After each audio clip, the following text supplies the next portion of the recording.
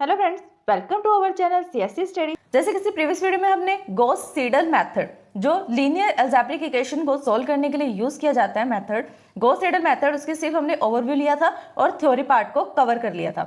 आज हम करेंगे इसका एक एग्जाम्पल। चलिए स्टार्ट करते हैं एग्जाम्पल से, जिससे आपको इसकी इंप्लीमेंटेशन समझ में आएगी कि किस वजह से इसको इंप्लीमेंट करते हैं और कैसे कैसे हमें स्टेप्स को, प्रोसीजर्स को फॉलो करना होता है और इटरेशन पे कैसे वर्क किया जाता है। तो फर्स्टली इसकी देखते हैं हम equations. Solve the following equation by the Gauss Seidel method. इन इक्वेशंस को हमें सोल्व करना है by using the Gauss Seidel method. कौन सी इक्वेशन है?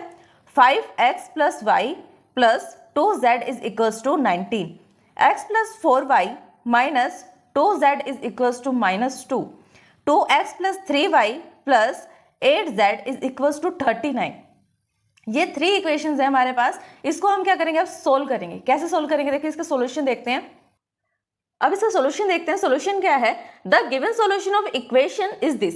ये जो 3 इक्वेशन हमें गिवन थी, इसको हमने नंबरिंग दे दी, लेट कर लिया। ये वाली इक्वेशन नंबर 1 है, ये इक्वेशन नंबर 2 है और ये वाली इक्वेशन नंबर 3 है।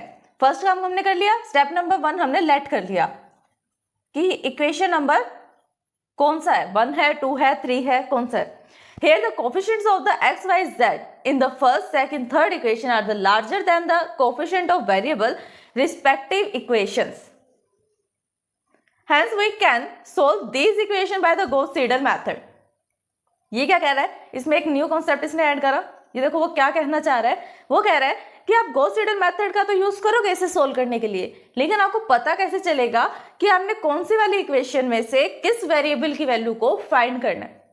आपकी मर्जी है, वैसे तो आप यहाँ से x ले लो, y ले लो, z ले लो, x, y, z इस तरह से ले लो, मतलब आप अपने अकॉर्डिंग ले सकते हो इसके अंदर से वैल्यूज को।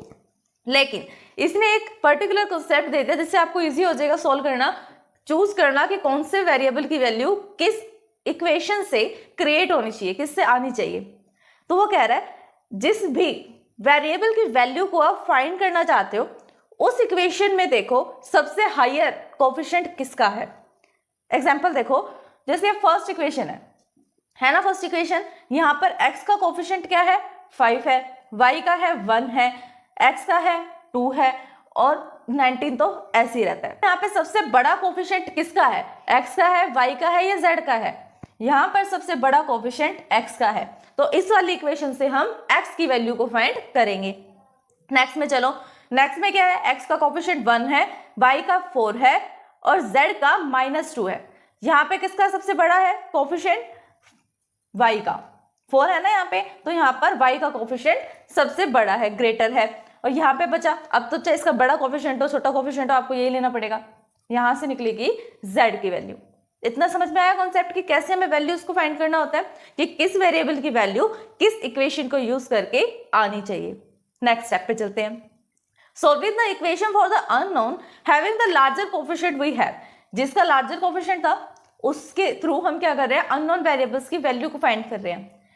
हमने न्यू इक्वेशंस बनानी पड़ेगी उस पर्टिकुलर वैल्यू को फाइंड करने के लिए। एक ऐसी जनरल इक्वेशंस तो बनानी पड़ेगी ना जहां पे हम वैल्यू पुट करें तो वो x की वैल्यू दे, वैल्यू पुट करने पे y की वैल्यू दे। तो ऐसे करेंगे। जो फर्स्ट वाली इक्वेशन है जो हमने देखी है, फर्स्ट इक्वेशन जो गिवन है वो क्या है? 5x + y + 2z is equals to 19। अब हमें पता लग गया कि इसमें से हमें x की वैल्यू को फाइंड करना है। तो x के लिए यहाँ पर एक जनरल फॉर्मूला बना देते हैं। कैसे बनाएंगे general formula? 19 as it is रहेगा, राइट हैंड साइड पे -y आ जाएगा। क्यों? क्योंकि उधर लेफ्ट हैंड साइड पे प्लस का y था, अगर आप उसको राइट में लेके जाओगे तो वो माइनस का आ जाएगा।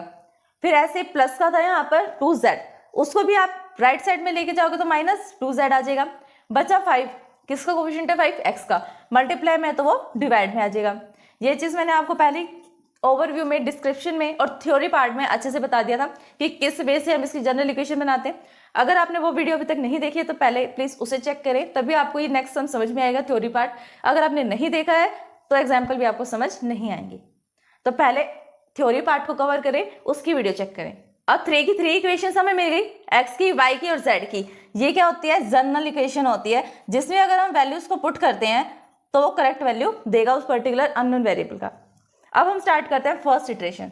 मैंने आपको बताया था थ्योरी में कि इसमें हम इटरेशंस पे वर्क करते हैं। Iteration number 1, 2, 3, 4, 5 and so on. जब तक आपका x, y, z वेरिएबल्स हैं, जो अननोन वेरिएबल्स हैं, उनकी वैल्यू अप्रोक्सीमेटली सेम नहीं आ जाती, तब तक हम इटरेशंस को पुट करते रहेंगे। तो फर्स्ट इटरेशन में हम क्या करते हैं, इनिशियल वैल्यू पे x की वैल्यू को यहाँ फाइंड करेंगे, y को 0 और z को 0 ऐड कर लेंगे। इटरेशन नंबर 1 में x1 के लिए, x1 के लिए यहां पर 1 लगाने का मतलब है कि इटरेशन 1 की वैल्यू है। फिर पुट करो यहां पर, x को तो एज इट इज रहने दो, x की जगह x ही रहेगा, उसकी जगह पर आप 1 लगाओगे पावर में। फिर जो इक्वेशन, जनरल इक्वेशन आपने बनाई थी, उसके अंदर y और z के प्लेस पर 0 पुट करो। पुट करने के बाद जब आप सब कुछ सोल्व कर लोगे तो आपको आंसर में क्या मिलेगा, 3.8। जो ये 3.8 है, इस टाइम पे ये किसकी पावर है, किसकी वैल्यू है, x की वैल्यू है इटरेशन 1 के लिए। अब नेक्स्ट स्टेप पे आप सब्स्टिट्यूशन करोगे। अभी इटरेशन नहीं आएगी, एक इटरेशन तब तक चलेगी जब तक आप ईच एंड एवरी वेरिएबल की वैल्यू को फाइंड नहीं कर लेते। कितने भी इटरेशन हो, अगर एक इटरेशन है तो एक इटरेशन में आपको x की, y की और z तीनों की वैल्यू को फाइंड करना पड़ेगा। सेकेंड इटरेशन आएगी, उसमें भी x की अलग वैल्यू निकलेगी, y की अलग निकलेगी और z की वैल्यू अलग निकलेगी। कितने भी 100 इक्वेशंस भी हो, 100 इटरेशंस भी हो, तब भी आपको x, y, z की वैल्यू फाइंड करनी है। क्योंकि स्टूडेंट्स इसमें क्या गलती करते हैं, जैसे अभी आपने x1 की वैल्यू निकाल ली, वो सोचेंगे हम नेक्स्ट इटरेशन स्टार्ट हो रही है, हम नेक्स्ट इटरेशन में y वाले को पुट करेंगे। नो, जितने भी इटरेशंस हैं उसमें आपको x, y, z तीनों की ही वैल्यू निकालनी पड़ेगी। अभी सिर्फ हमने x की वैल्यू निकाली है फर्स्ट इटरेशन के लिए, अब हम फर्स्ट इटरेशन के लिए y की वैल्यू को फाइंड करेंगे। जब आप y की वैल्यू को फाइंड करोगे, मतलब आपने y1 फाइंड आउट करना है, उसके लिए आप क्या करो, y1 तो रखो किसके इक्वल में, y के, और x क्या रहेगा, x की जगह पर x की जो अभी प्रीवियस वैल्यू मिली थी ना हमें 3.8, उसे आप पुट करोगे। और z अभी भी 0 है क्योंकि उसकी वैल्यू अभी हमें नहीं पता। यहां पर आप जैसे पुट करोगे आपको नई वैल्यू मिलेगी, किसकी, y1 की। y1 की वैल्यू आ रही है -1.45, मिल गई वैल्यू। अब नेक्स्ट वाली वैल्यू पे जाएंगे, नेक्स्ट वाली वैल्यू किसकी निकालनी पड़ेगी, z1 की। z1 की वैल्यू हमें फाइंड करनी है, उसके लिए क्या करेंगे, x की प्लेस पे तो x1 यूज करो, y के प्लेस पे y1 यूज करो और z को क्या रखो, z1 रखो। z के प्लेस पे z1 होना चाहिए। z1 की भी वैल्यू नहीं पता तो z1 को एज इट इज रख दो। फिर जो जनरल इक्वेशन है इसमें x के प्लेस पे x1 की वैल्यू पुट करो और y के प्लेस पे y1 की वैल्यू पुट करनी है। यह फर्स्ट इटरेशन आपका कंप्लीट हो जाएगा। यहां पर z1 की वैल्यू आएगी 4.4687। और सबसे मोस्ट इंपॉर्टेंट बात क्या है, यहाँ पर ये पॉइंट्स में है, डेसिमल्स में वैल्यू आ रही है, पॉइंट्स में वैल्यू आ रही है, तो इस स्टूडेंट की थोड़ा बहुत डिफरेंस आ सकता है वैल्यूज में। जैसे यहाँ पे 4.4687 है, हो सकता है कोई यहाँ 4.469 ले ले या 4.4689 ले ले, ऐसे भी हो सकता है। तो डिफरेंट, थोड़ा बहुत सा डिफरेंट चल सकता है, लेकिन फर्स्ट 2 वैल्यू, पॉइंट के बाद फर्स्ट 2 वैल्यू या फर्स्ट 3 वैल्यू सेम होना चाहिए, तभी वो आंसर करेक्ट होता है।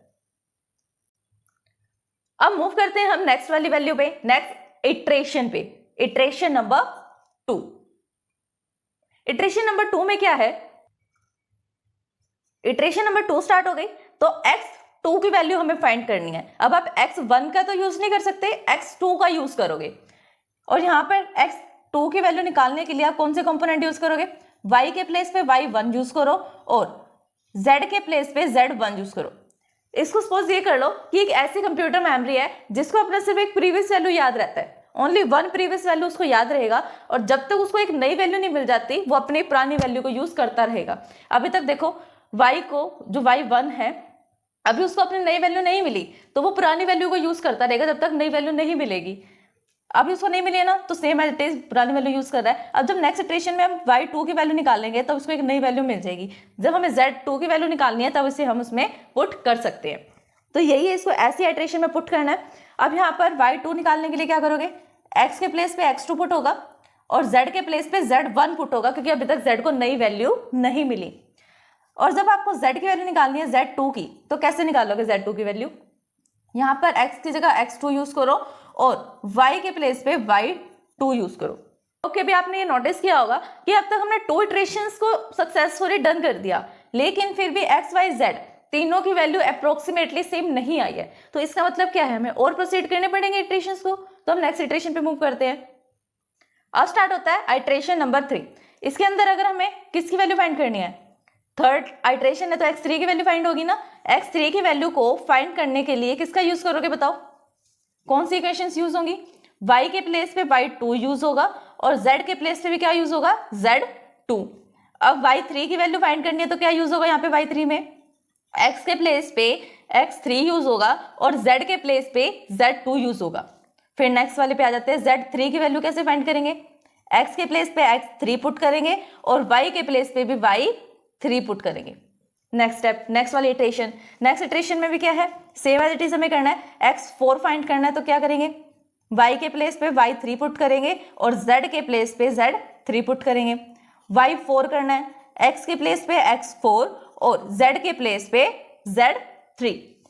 फिर z3 को हमने फाइंड तो कर लिया था पहले, अब z4 क्योंकि आइट्रेशन 4 चल रही है। आइट्रेशन 4 मतलब z4 को कैसे फाइंड करेंगे, x के प्लेस पे x4 और y के प्लेस पे y4। अब देखो स्टूडेंट्स, हमने अब तक 4 इटरेशंस को प्रोसीड कर लिया, लेकिन फिर भी सिमिलर वैल्यू नहीं आ पा रही है। एक इटरेशन या 2 इटरेशंस को हम और परफॉर्म करेंगे, इटरेशन नंबर 5 या 6, अगर तब भी वैल्यू सेम नहीं आई तो उसका मतलब है कि वैल्यू सेम नहीं है, थोड़ा बहुत डिफरेंस है वैल्यू में। तो 5 या 6 आइट्रेशन पे आप उसे स्टॉप कर दो, जो भी वैल्यूज आ रही है उसे पुट कर दो कि यही वैल्यूज गिवन है, ये यही वैल्यूज हैं इनकी। अब हम चलते हैं 5th इटरेशन पे।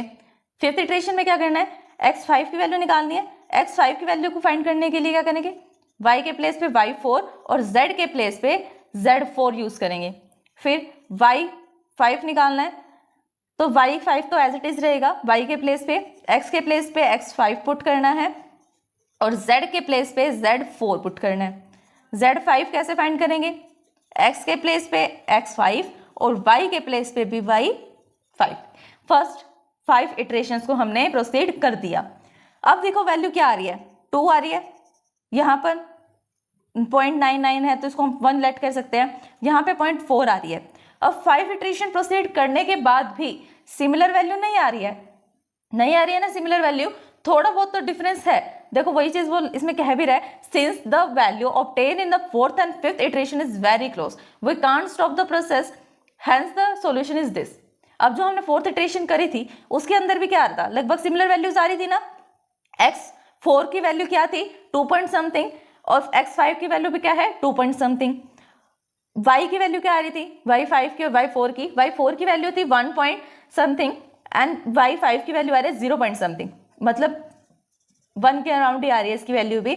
और z4 की वैल्यू थी 3.99 और z5 की वैल्यू है 4.9, तो स्मॉलर सा डिफरेंस है। देखो इटरेशन जो है 4th और 5th इटरेशन वो बहुत क्लोजर है, इसलिए इटरेशंस को स्टॉप कर रहे हैं प्रोसेस को।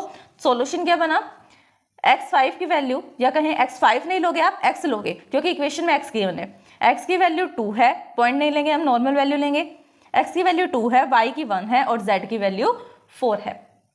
आई होप कि आपको ये इक्वेशन और ये क्वेश्चन समझ में आया होगा। अगर फिर भी इस वीडियो को समझने में आपको कोई भी परेशानी आती है या एग्जाम्पल को समझने में कोई भी डाउट आता है देन आप हमें कमेंट कर सकते हैं। Thanks for watching my video. अगर आप CSC में ऑल सब्जेक्ट्स में थियोरेटिकली एंड प्रैक्टिकली परफेक्ट होना चाहते हैं तो हमारे चैनल CSC स्टडी को सब्सक्राइब करें, बेल आइकन को प्रेस करें ताकि सबसे पहले अपडेट आपको मिले। वीडियोस को लाइक शेयर सब्सक्राइब करना कमेंट करना ना भूलें।